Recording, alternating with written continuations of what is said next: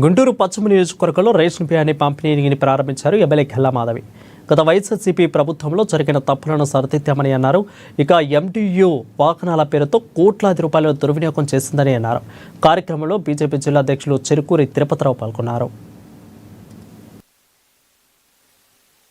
గత ప్రభుత్వ పరిపాలన వైఫల్యాల్లో ఒకటి ఈ ఎండియు అంటే మొబైల్ డిస్పెన్సరీ యూనిట్స్ అనే ఒక విధానాన్ని తీసుకొచ్చి ప్రజల వద్దకే పరిపాలన అనే ఒక నినాదంతో గత ప్రభుత్వం చేసిన ఈ చర్య ఒక పక్క ప్రభుత్వం మీద భారమే కాకుండా ప్రజల్ని తీవ్ర అసౌకర్యానికి గురి చేయడం జరిగింది. వీటన్నిటినీ కరెక్షన్ చేస్తూ ఈరోజు మళ్ళీ పాత విధానాన్నే ప్రభుత్వం తీసుకొచ్చింది. ఒక చక్కటి నిర్ణయం తీసుకుంది. ఫేర్ షాప్స్లోనే ఈ యొక్క పంపిణీ జరగాలి అని చెప్పి నిర్ణయం తీసుకుంది.